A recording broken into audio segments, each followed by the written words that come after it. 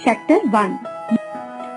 Air and water, learning objectives, the atmosphere, layers of atmosphere, composition of air, water and water vapor, removing impurities from water, journey of water to our homes. You know that air is all around us. There is a thick layer of air around the earth. We cannot see air, but we can feel it. When air moves, it is called wind. Fast and strong movement of air is called storm. We cannot stay alive for more than a few minutes without it.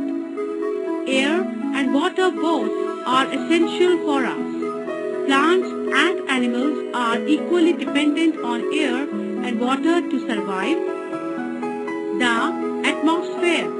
The blanket of air that surrounds the earth is called the atmosphere. It extends to about 560 miles around the earth. The extent of the atmosphere is not the same throughout.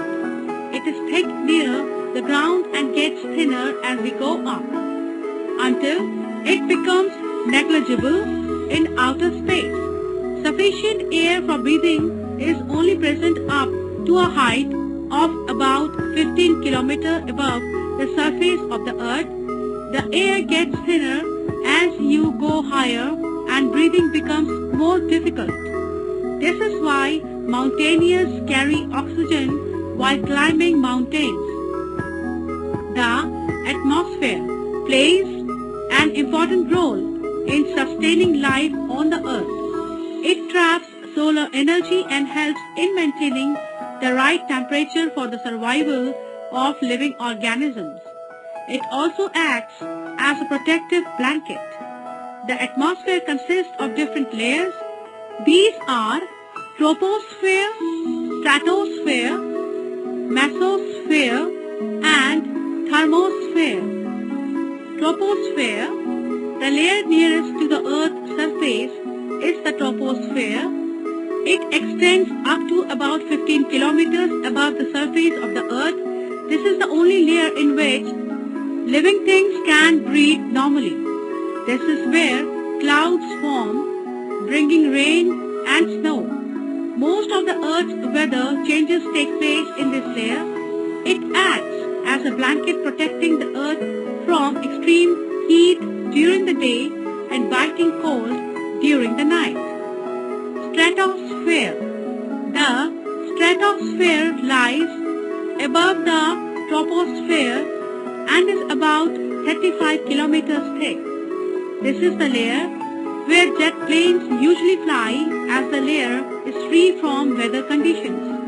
Towards the top, the stratosphere contains a layer of a gas called ozone. The sun gives out rays known as ultraviolet rays, which are very harmful to living things. They cause skin cancer and problems in the eyes. The ozone layer absorbs most of these harmful rays and protects us from their effects.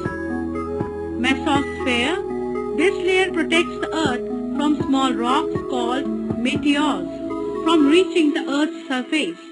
These rocks burn out in this layer and thus the earth is saved from destruction. Thermosphere. Space shuttles orbit in the thermosphere. Exosphere. This is the outermost layer of the atmosphere. It contains a little air. It helps in long distance communication through radio and mobile phones. Composition of air. Air is a mixture of gases, water vapor, dust particles, and smoke. Water vapor in the air comes from evaporation of water from oceans, rivers, and lakes on account of the heat of the sun. The percentage of dust, smoke, and water vapor may vary according to the environment. Air contains about 78% nitrogen, 21% oxygen, and 1% of other gases in small quantities, including 0.03% of carbon dioxide and 0.01% of neon, helium, ozone, oxygen. Oxygen. Oxygen is the most important constituent of air. All living organisms need oxygen to survive. It helps in burning. Nitrogen. It is the major constituent of air. Living beings cannot use it directly from the air. It is used by plants with the help of bacteria present in the soil. It also keeps the process of burning under control. Carbon dioxide. It is needed by plants to make their food by the process of photosynthesis. We breathe in oxygen and give out carbon dioxide. Properties of air. Air occupies space. Air is everywhere, but you cannot see it. You feel air when the wind blows or when the fan is on. Air occupies space. An empty cup or glass is not really empty. It is filled with air. In an inflated balloon, football, or vehicle tire, air occupies space. Air has weight. This can be easily seen by comparing the weights of an inflated balloon and a deflated balloon. The balloon having air weighs more than the deflated balloon. This shows that air has weight. Air exerts pressure. Fill a glass with water up to the brim. Carefully put a piece of stiff card over the rim of the glass. Make sure that the air is trapped between the water and the card. Hold the card in a place with your hand and turn the glass upside down. Remove your hand. You will find the card will stay in place and the water will not flow out. This is because air exerts pressures on the card. Air is needed for burning. If we cut off the supply of air from any burning thing, it stops burning. It means air is required for burning. Water and water vapor in the air. It is essential for the formation of rain. 3/4 of the earth is covered with water. Water is found everywhere. In the oceans, lakes, rivers, under the ground and even in the sky as water vapor. Impurities in water. When rainwater falls to the ground, it flows over soil and rocks. On the way, it mixes with many different minerals and salts that are soluble. It also carries with its insoluble substances such as chalk, mud, sand, and stones. All these make the water impure. Often waste from factories and homes also mix with water. Besides, water also contains a number of germs. Water which has harmful impurities and disease-causing germs must be cleaned before drinking. Water that is free from these impurities and disease-causing germs is called potable water. Such water is fit for human consumption. Removing impurities from water. It is usually difficult to obtain water that is fit for drinking directly. Most often, it contains some impurities which must be removed before using it. We can classify impurities present in water as soluble impurities and insoluble impurities. Removal of insoluble impurities. Insoluble impurities in water can be removed by the process of sedimentation followed by decantations and filtration. Sedimentations and decantations. Take a glass of water, add a little mud to it and stir. Does the water become muddy? Now keep the glass undisturbed for 10 minutes. You will find that insoluble mud particles settle down. This layer is known as sediment. When the water is removed from the mixture without disturbing the settled solid, it is called decantation. The process of sedimentation and decantation is used to remove heavy insoluble impurities from water. Filtration. Take a glass of muddy water and filter the contents into another glass using a filter paper fitted inside a funnel.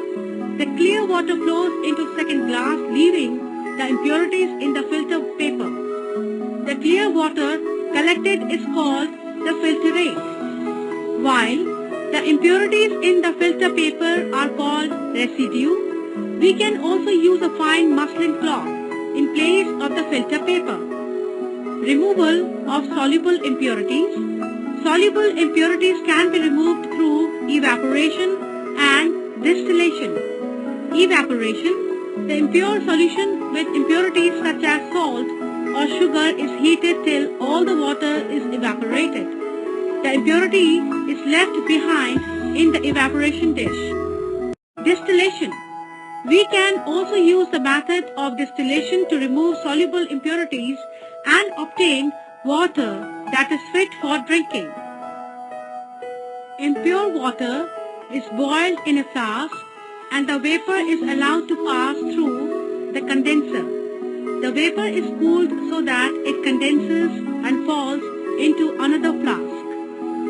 The condenser is kept cool by circulating cold water around it. The water collected by this method is the purest form of water. It is known as distilled water. It is used in science laboratories for preparing medicines and in car batteries. In some countries, drinking water is obtained from seawater through the process of distillation. However, getting pure water by distillation is very expensive.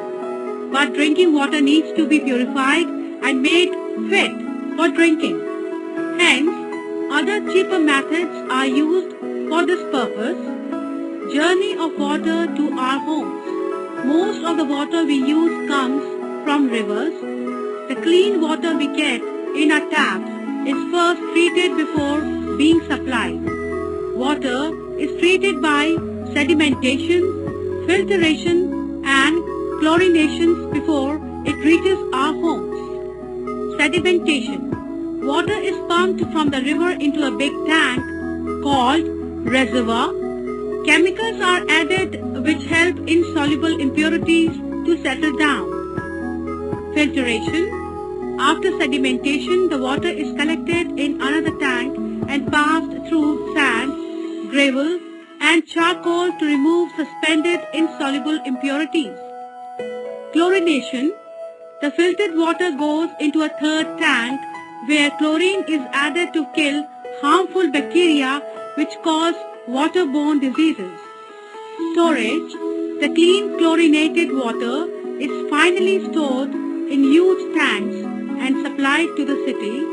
While the clean water passes through the pipes, it may get contaminated. To make sure the water is germ-free, we can boil it or use water filters to kill the germs. Keywords: evaporation, changing into vapor, sedimentation, a method of purifying water by allowing insoluble particles to settle at the bottom as sediment. Filtration, a method of purifying water by pouring through a funnel fitted with a cone or filter paper. Filtrate, the clear water that collects after passing through the filter. Residue, impurities left in the filter paper. Looking back, the blanket of air surrounding the earth is called the atmosphere. It extends up to about 560 miles around the earth. The atmosphere consists of different layers: troposphere, stratosphere, mesosphere, thermosphere. The constituents of air are 78% nitrogen, 21% oxygen, 1% of other gases, and 0.03% of carbon dioxide, and the remaining are other gases in small quantities. Water is essential for all living things. Water that is free from disease-producing organisms and chemicals and biological poisonous substances is called potable water. We can classify impurities present in water as soluble impurities and insoluble impurities. Insoluble impurities in water can be removed by the process of sedimentation, followed by decantation and filtration. We can use the methods of evaporation and distillation to remove soluble impurities from water. Water to towns and cities is supplied from lakes and rivers. This water is purified in water treatment plants to make it safe for drinking. Boiling and using water filters or water purifiers are some methods of purifying water at home. Distillation.